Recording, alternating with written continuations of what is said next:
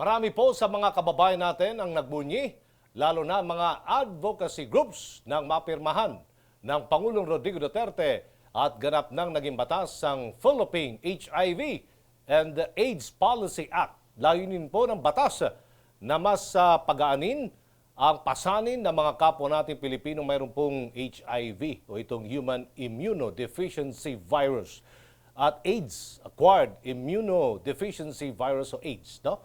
At sa pagpasok naman ng bagong taon, isa ring magandang balita ang hatid ng gobyerno ng tuluyan ng gawing value-added tax-free o VAT-free ang mga gamot laban po sa hypertension, diabetes at mataas na kolesterol. Isa ito sa mga probisyon ng Tax Reform and Acceleration and Inclusion o TRAIN Law. Ngayong araw, ating pong bibigyan ng atensyon ng mga batas nito. Ano-ano nga ba ang ginhawang dulot at tulong na hatid nito para sa mga dumaranas ng mga nasabing karamdaman at pati na rin sa mga taong kanilang nakakahalubilo. Magandang araw, Pilipinas! Welcome sa isa na mga episode ng Don't Take It Personally. Dito'y susubukin namin ilahad sa inyo ang iba't ibang anggulo at mga istorya ng bawat isyong aming pag-uusapan. Sa mga matatamaan, bato-bato sa langit, ang tamaan ay huwag pong magagalit. Kami po dito'y trabaho lang at walang personalan.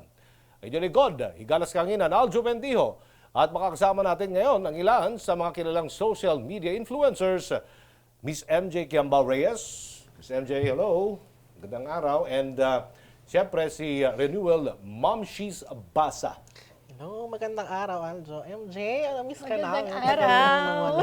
Dito sila at kami para po maglahad ng aming mga opinyon, lalo na sa kanila sa isang matalino at napapanahong diskusyon. Ayan, so magandang balita dahil naipasa na ng Pangulong Duterte nga itong batas na ito. Amended na to, di ba? Republic Act number 11166. Actually, Okay. ano Philippine siya? HIV and AIDS Policy Act of 2018.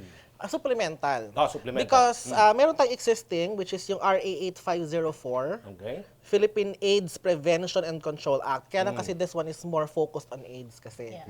And because it's almost 2 decades ago. decades ago. Ang dami na nangyari. Ang dami ng changes technology-wise, ang dami na rin changes sa lifestyle. Kasi alam mo, ang number one talaga na contributor ng AIDS and HIV cases is lifestyle. Lifestyle. Yes. And what's alarming kasi recently is that yung new number of cases na nare-record ng Department of Health, yung mga infected ng HIV. Kasi ganito yan, HIV muna siya. Kapag left untreated, Nagiging that's the only AIDS. time that it will become AIDS. Okay. For how many years? Like 5 years? Or yung iba depende sa strain ng virus, mas mabilis silang mag-progress to Okay. AIDS. Pag HIV pa lang, mas madaling yung treatment, yung maintenance, mas madali. Okay. And what's alarming is that majority of those, almost 90%, between ages 15 Oy. to 21 years old. So programa at polisiya tayo, no? Approach para i-prevent. Madami 61,000 na yata. 61,000 plus. Nagkulang ba tayo doon sa tingin ninyo? Actually, yung 61,000 plus, yung tip programa of, natin, tingin ko even that number, it's just tip of the iceberg. Kasi ang dami dyan, undiagnosed, unreported, diba? So, still, meron tayong ganyang kalaking numero. And what's more alarming, sabi nga is, 170%, there's a 170% increase dun sa age bracket na nabanggit ni Which is yung mga bata pa. Very young, 15 to 21 Ano years yun? old. Dahil sa 15, yeah. ang nanay niya ay may HIV at No, we have to remember 24, this. The first thing that we have to remove is we have to remove the stigma Okay. of HIV and AIDS. HIV and AIDS, hindi po siya tulad ng tuberculosis na pag nahatchingan ka, mahahawa ka. There's only 3 ways na mamamana mo mako-contract mo ang HIV. The first is if it is directly transferred to you by, Injection. not just, but that, yung parents mo. They were Pinanganak infected ka, with HIV yung mga AIDS. magulang. Pinanganak Most ka ng nanay na may likely, Yan, AIDS. yung sinasabi ko kanina. I'm not sure of the percentage though, parang 100% yata na kapag ang nanay may HIV, ang automatic Naahawaan din yung bata, yung sanggol. ipapanganak na is Yes. may HIV or AIDS. Pangalawa is for the virus to enter your bloodstream. How does that happen? No? That happens through blood transfusion. If a needle that is used with an HIV patient is used din sa'yo, that is one, or blood transfusion, yung ginamit na dugo para i-transfuse sa'yo, is also has the HIV virus. And the last is through sexual contact. But with sexual contact, there needs to be an abrasion or an opening sa skin para ma-expose yung blood vessels mo to the virus. So, Ma'am Shiz, hindi pasok yung kinikwento or tinatanong kanina ni Aljo na French kiss. No, not really. Hindi The thing nakukuha sa is, ganun. we have to remember is there needs to be a wound. There needs to be an Open exposure wound. of the Okay. blood vessel to any form of liquid transfer. Kunyari, like saliva. Saliva. Though the saliva may contain Oh. the virus, if there is no opening, there is no wound. Wala kang sugat. there is no blood Makipaghalikan ka, may vessel. sirang ngipin ka yun. Pwede. Could be. Pasok. Pero yung chances mo is mababa. Mababa. Oo. Kahit na yung oral sex, pasensya Yes, na, fluid. nangyayari naman Yes, talaga yun. fluid transfer. Pag may, Pag may open wound sugat, ka sa...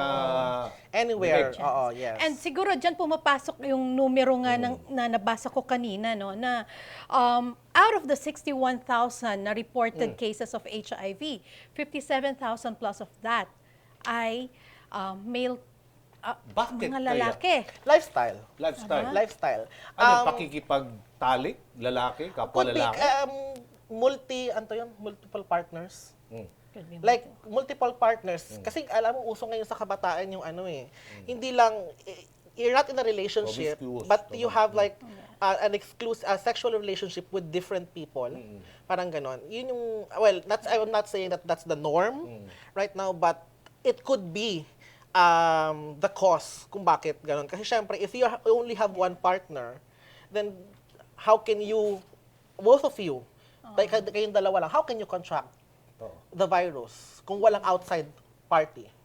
Pero hindi naman siguro nagkulang ang ating gobyerno na gumamit kayo ng rubber, ng condom. Yes. Oo. That is, of course, if hindi mo talaga kayang pigilan, then use protection. maglagay ka sa Safe bulsa. sex. Yes. Diyan, Safe ay, sex. balikan natin yung sinasabi Bumili ni... ka ng Not only for Binibili bang condom? May libre ba ngayon? homosexual May libre, acts. di ba? sa Pamimigay? mga center yata. Meron. Yun. Meron. Balikan natin yung sinabi ni Sige. Ma'am Shiz kanina na stigma. Kasi kaya mahalaga na itong stigma na to sa mga HIV patients natin ay mabawasan, di ba? Hindi man totally ma-eradicate, is mapababa natin. Ay kasi hangga't napakataas ng stigma at discrimination sa mga pasyente ng HIV, hindi yan hindi lalabas ang tao, di ba? They won't get tested. They won't get That's tested. the first thing. So, yun, dyan. Kasi they're afraid Yes. of, ridicule. They're afraid na itatakwil sila ng mga parents sila.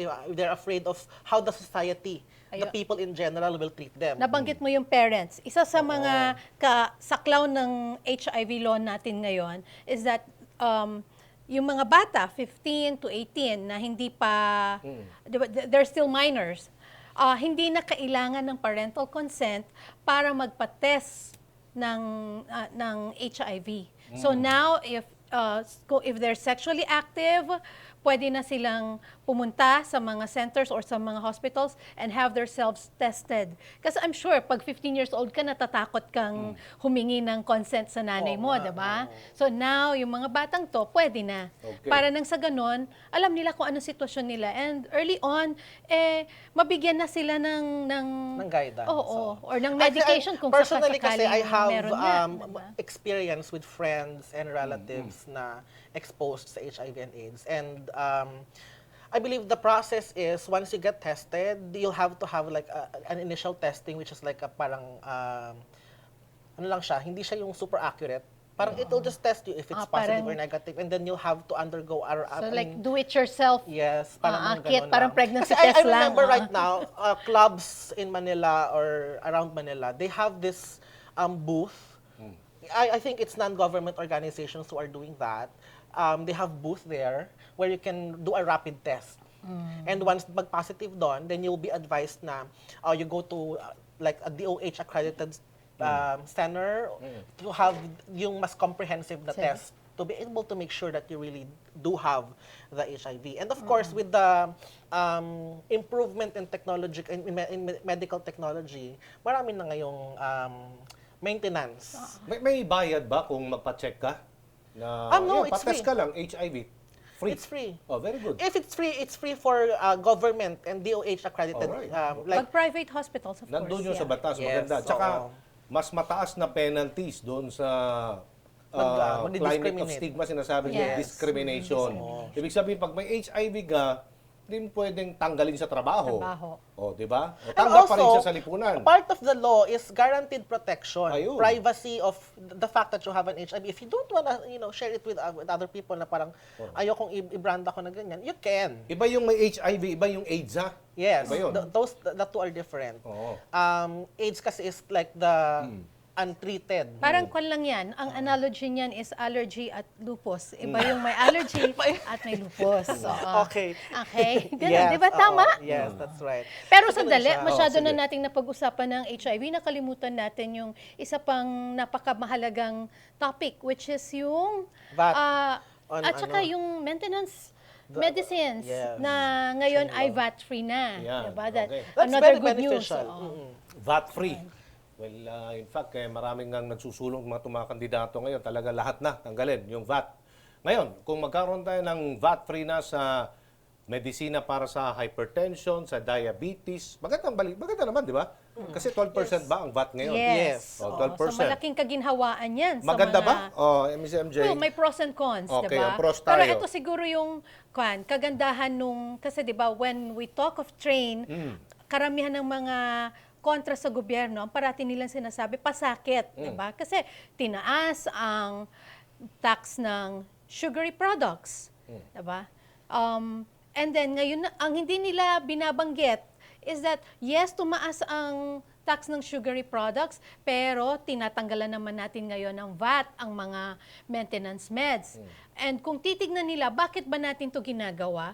Ito ay para isulong ang health ng mga Filipino. Kasi Discourage them na uminom ng soda. ng mga matatamis. Kasi ito yung nagpapataas ng insidente ng diabetes. And at the same time, yung mga may diabetes naman, makikinabang sila sa tax-free or VAT-free na mga maintenance meds for diabetes, yung mga nag-i-insulin, yung mga nagme-maintenance meds for hypertension. Lahat yan makikinabang ng husto dito sa VAT-free na maintenance meds. Yung disadvantage naman, sabi nila, baka mamaya yan, yung goods and services, yung iba ha, baka doon naman ibubuhos yung yung taxation. Yes, kasi Tataas kailangan yung nating gasolina, tataas yung mga bilihin. Oo, I mean kasi kailangan kasi balansehin ng gobyerno. Okay. You cannot the government cannot afford to lose this amount of money from VAT. So saan nila babawiin? In fact, ganito lang 'yan. Kung gusto mo talagang uminom ng soft drinks at magkaroon ng diabetes, go ahead. Pero you have to pay the sugar tax. 'Di ba? Para in case in the future pag may Magkasakit diabetes ka na, libre yung libre, VAT. wala nang VAT yung ano mo, Correct. maintenance mo. It's just that. Ang pakinggan. na ba kayong Ang harsh senador pakinggan. ngayon nagsusulong na at least yung isang stick 25 pesos na? Yan din. Aside from, Magkano ba ang isang the stick thing ngayon? is, 5 sin piso, taxes. 10 Remember, piso. sin taxes, di ba? Before kasi the train law, there's also a sin tax law, di ba? And ang catch lang yan is, sige, gusto mong uminom, gusto mong manigarilyo, go ahead. Okay. Pero magbayad ka nitong tax. And then, in the future, kasi, syempre, pag nag-yosi ka, pag umiinom ka, Kung may ano-ano mga sakit. complications yan Oo. pag tanda-tanda mo na. So, yung benefits Correct. naman, makukuha mo pag tanda-tanda mo na. Correct. Kasi yung other goods sinasabi nila, tabako, Yes. alak, yung mga matatamis na yung mga Alam inumin. ko ang target nila is Maganda at naman, least di ba? 20 Asan yung pesos. tax yan, bawasan yung tax sa VAT. No, wala nang VAT sa Sa mga medisina. Kasi gamot. ngayon, ang dami mga Kasi alam ko ang target nila may for mga ano sakit sa puso, for cigarette yata is 20 pesos per stick. diabetes. Diabetes. Ako, I don't really mind. Kasi para Ako kasi ma-deter, I'm a smoker. para naman ma-discourage So, yung mga... Oh my God. O, halimbawa, Maraming Mamsi, tatamaan. o kung 25 pesos ng isang stick The ngayon, thing is, mapipilitan ka bang... it can actually help those who want to quit. Oo nga. It will Naman. deter. It will discourage deter, yung mga, discourage. mga Lalo na kapag wala ka smokers. naman talagang pambili ng yosi. correct. Ano gagawin mo? At saka most countries, talagang tinataas matataas ang presyo ng mga to. Mga Yes. alak, sigarilyo, ang tataas niyan. Doon kasi wala namang patingi-tingi sa Pilipinas. Pwede kang bumili isang stick. May mga Yes, takatakboys pa ngayon sa kalye. Oo. In other countries talaga, you have to buy it in pack. Oo. By pack. Yan. At saka And tatanungin siguro ka, ilang taon ka na 500 ba? pesos isang Yes. pack. O 18 years old ID. O tsaka ID. sa Thailand, gano'n na eh. Yes. Most Dito countries. lang medyo maluwag sa Pilipinas talaga. And like mga sari-sari At stores. least diba? ngayon, we're starting na Yeah. na Very true. nagkakaroon So, pa ng mga ganitong it would really ease financial burden ng mga pasyente dito sa VAT-free medicines na ito. Yeah, kasi right now, before the effectivity Yes. of the VAT-free medicines, ang VAT-free lang talaga is the senior citizens. Kasi Okay. they are VAT exempt And at the same PWD. time, 20% discount. Okay. Diba? Now, Lahat. even if you're not yet a senior citizen, mga 50 plus, 40 plus years old, if you need maintenance medicines, then you can avail it like VAT-free. Pero kailangan may reseta yata ha. Yun ang nabasa ko. Parang ma-avail mo Hindi, yung kaya naman VAT-free pag may reseta. Most of the maintenance medicines naman kasi are not over-the-counter medicine. So you really need a prescription. Hindi naman siguro epekto niyan, iinom na lang ako ng soda. Total, mura naman ang gamot eh. At saka siguro Oy, mahalaga huwag rin niyo gawin na yan, ha. Mahalaga rin na while ginagawa nating VAT-free itong mga medicine meds, ay ma-regulate pa rin. Kasi baka mamaya tinanggalan mo ng VAT and then after few months or years, magtataasan na naman ang presyo. Oh, hindi. Pero Diba? actually, good job sa Department of Health. I've been seeing ngayon sa mga drugstores, they have this posted na suggested retail price for very common medicines. Kasi parang meron silang mechanism na they identified kung ano yung mga medicine or mga klase ng gamot na usually madalas na binibili ng mga Pilipino. So they have a list na doon sa listahan, there's a price, a suggested retail price for a particular, there's a generic and then there's a branded. So makikita mo doon yung magkano talaga siya dapat. So hindi pwedeng bigla-bigla na magtaas si Mercury Drug or si South Star Drug ng presyo. actually, Tingin ko, hindi dapat paigtingin pa yung enforcement doon sa smoking areas kung saan kasi sa gobyerno ngayon, may nakalagay na ng non-smoking o no smoking area, nagyoyosi pa rin yung iba. Di ba? Kasi kung, halimbawa lang sa Japan, ha, di ka pwede basa-basa lang sa mga maunad na bayan, bansa. Hindi, kasi alam mo, Hong Kong. the thing is, Kasi hulihin ka talaga eh. No, not just Davao, that. ganun ginagawa. Sana naman sa buong Pilipinas. hindi lang yun. di ba? Kasi in Ugaman ng other Pangulo yan. places, if you smoke outside or Oh. if you smoke in a non-smoking place, even if there's no police, the other people, they would call you out. The normal, Isusumbong kunyari, ka. mga madadaan na ganyan, mga bystanders, they would call you out. You can't smoke here. Find somewhere else. Ganun kaya sa Ganun.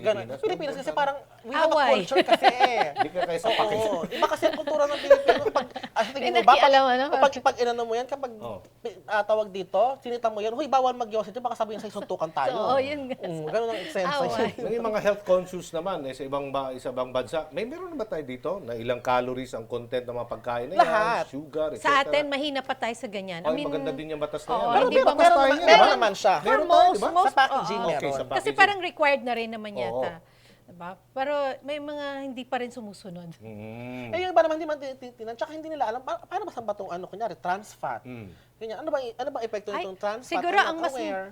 ang mas mahalagang Sodium. isulat nila is yung sugar content. Kasi talagang Sodium yun and sugar. Sodium. yun talagang Oy, yung matindi. sodium ha, Oo. parang asukal din yan. Oo. Ang At saka, epekto sa katawan yan, diabetes. Both. Yes. Pag combination ng Pag sobrang sodium asin. at saka sugar. at sugar. At And then, sugar. banggitin ko rin lang kasi mahalaga to, no? Oh. Tinataasan natin ang tax for sugar kasi nakaka-diabetes, sabi nila.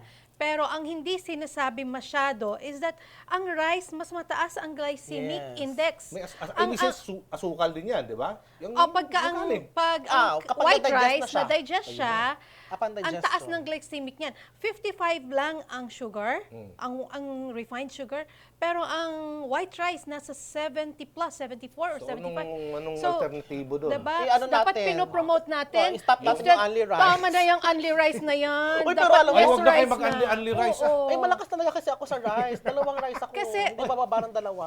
Kita mo, pag promote natin ang less rice, at least hindi na tayo magkakaroon ng shortage sa rice. Alam mo diba? kasi, At the same ganito lang, time, ganito So, kasi ibig sabihin, less nakaka-diabetes sobrang kanin. Yes. Na actually, hindi naman siya, dahil kumain ka ng kanin, magkaka-diabetes ka, no? It needs to be parang kapantay nung gamit din ng katawan mo. I-balance Kasi mo. sugar Balance kasi, mo. it is used by your body para magkikilos ka. Like if you are really Energy, working. carbo. Yes. Di ba like mga kargador, mga ganito, ganyan. So, Kaya kailangan ng mga nila construction ng intake workers ng maraming natin ng rice kwan. is because they need energy No, to but be able Kwan, to perform their duties. ang energy naman di mo lang makukuha sa sugar. Except that, it's the cheapest kasi Oo. pagkain na pwede nating na pwedeng ma-afford ng mga Ano ba ang rice? Grow ba ito? diba? Go, di ba? Kababayan natin mga Go. mahihirap. Oo. Hindi pwede So, walang kanin sa hapagkainan. So it brings me to a point na Oo. kung itataas mo ang presyo ng bigas, Oo. then sana mapababa naman natin at maging mas available yung mga healthier products or yung mga healthier goods like mga gulay. Sana yung mga nabubulok na tinatapon lang na gulay sa Baguio ay nadadala sa Manila kasi Oo. eto dapat yung mas kinakain natin Alternatives, oo. 'di ba? If we can make this products more available and more More reasonably priced. affordable, Oo, affordable. more affordable. Then, 'di ba? Mas magiging healthy ang mga Pilipino Kaya baka sa hindi atin na ang natin gulay is ano kailangang lang siya i-VAT-free ang mga medicines. Sa kultura kasi natin ang gulay, kumbaga parang side dish lang siya. Doon sa rice. It's about time na baguhin natin yan. Kasi kung pupunta ka rin sa ibang bansa, makikita mo sa China, Japan, parati ka rin doon, di ba? Uunahin nila parati dyan yung mga gulay, meat products, Mga di ba? Koreano, Ang mahilig pinakahuli sila doon. parati is rice. Pag busog ka na, tsaka nila isa-serve ang rice or noodles para hindi mo na makakain. Correct? Kasi busog ka na. Hindi, Di ba? sabi nga Usong-usong nila, only rice. Ngayon, Kumain ka baliktad. muna ng prutas, sabi nila. Oo. 'Di ba? Bago ka kumain ng kanin at ng ulam. Oo. Para Pwede rin. mabusog But ka. when, Tapos uminom ka na ng tubig. After that, di tapos na. Oo. And then, Kaya ka pa Totoo rin kasi, ng kanin. hindi kasi ang nangyayari kasi is, another thing is that, yung intake mo kasi ng rice is not parang balanced with how you work. Okay. After mo kumain ng rice, tutulog ka, hihiga ka, hilata ka, manonood ka ng TV. siesta. Oh, 'di ba? So, kumbaga hindi mo ginamit yung in-intake mo kasi kailangan kung ano yung in-intake Kailangan kumilos mo. ka. Kailangan kumilos Kaya ka din lalo para na sa magamit mo gabi, siya. Oo. kung alam mong hindi ka na magkikikilo sa gabi, tutulog ka na, abay, wag nang mag-rice. Advice ng Kaya- doktor, kaya advice ng ganito. doktor, at least, Ito po ang perfect at least 2 example. hours before you sleep, huwag ka na kumain. Ito ang perfect 2 ba o example 3? ng kain ng rice pero hindi naman nagkikilos. Well, how about ditong free antiretroviral treatment That sa is for HIV diagnosed for patients? HIV. So, libre na. Libre. PhilHealth ngayon, PhilHealth Oh, kasi right. they have. Maganda. I think sa Las Piñas, Muntinlupa, what's it called, that Tropical Research Institute for something for tropical medicine, ganyan. Pwede kang pumila doon. Pwede kang pumunta doon, you can avail of the AR, retroviral medicines. Oh, kasi mahal din yung mga yan, ha? Yes. Oo. DOH ang nag-aano, DOH and PhilHealth. At saka Sila po sana, ang Kwan, nagpa-facilitate. part sana nitong sa HIV bill natin or law natin ngayon is may mga alternative medicines din eh. Diba? Like for instance, ang coconut. Nakakatulong, yung coconut oil, nakakatulong din yon Yung sa virgin mga... Oo. Or coconut ako nga, oil. not necessarily virgin eh. Aha. Diba? Okay na may experience. Seriously speaking, diba? Yung coconut oil kasi, it's been tested na nakakatulong siya sa mga may ganyang viral diseases. And at saka yung lifestyle talaga.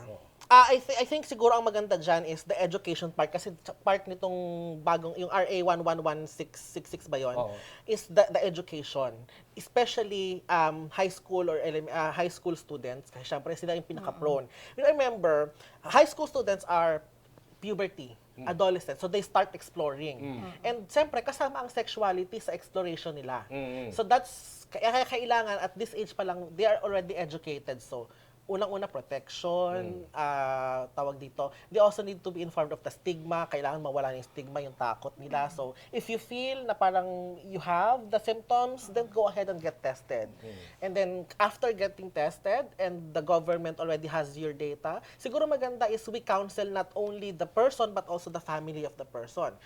Kasi ang nangyari, yung kakilala ko, once he was confirmed na the AIDS na, merong parang DSWD personnel who frequently goes to the house and performs counseling sa kanya, na sa parents. Kasi syempre ang nangyari is na-depressed yung tao. Super depression na bumagsak lahat yung namayat and all and that. And hindi naman porket may HIV or may AIDS ka is may taning na yung buhay mo, mamamatay ka na. Hindi naman Oy, gano'n. at saka kailangan mo talaga magpa-test pag mga ganyan. Oo, Alam mo kung magpa-test. bakit? Kasi halos pareho po ang symptoms ng HIV at lupus. Oo. Well, anyway, di ba ang Department of Health may programa Baka mamaya, dati hindi na pala HIV. mamimigay ng kondom? Itinigil ba yun? Eh di ba nga, kaya yun? Pero Binatikos sa tingin ng nyo, simbahang dapat bang ibalik Katoliko. yun? Ay, mga Binatikos kabataan nga ngayon, siya ng sexually ano. active. Oo Ang nga. age Oo, I mean, 18, 19, 20, dumaan din tayo dyan. Iba, di ba? iba kasi talaga ang, ang lifestyle ng mga bata ngayon. Oo nga eh. Tsaka yung statistics mismo na nagsasabi na 170% ang Ang in-increase tinaas, ng mga reported HIV cases ng 15 to 24 years So, old. sa At saka parent mas na ano lang. siya, Sige. according to statistics din, mas prevalent yung increase around the cities. Oh. Like Cebu, Manila, Davao, Cagayan de Oro, and all that. And syempre kasi andito yung mga testing areas. How about those in the provinces? Yun na nga eh. As a parent na lang, Miss MJ, anong magandang approach sa mga anak natin? Kasi nagdadalaga na, Oo. bibinataan ng mga anak natin. Ako, may Mahal- dalaga din ako. Eh. Totoo. Mahalaga na tayo mismo mga magulang. How would you tell your kids na Oo. Well, about HIV awareness, AIDS? mahalaga na siguro tayo mismo mga magulang ay Tama. well-informed. Kasi we can only teach them what we know. Yeah. So, alamin na muna nating maigi ano nga ba mga cause nito, 'di ba? Mga preventive measures, and we also help minimize yung stigma para in case nga na May kakilala sila, may mga sexually Mga active na friends, sila oo. without us really knowing, 'di ba? Hindi sila matakot magpa-test at i-approach ang mga magulang for seek help, 'di ba?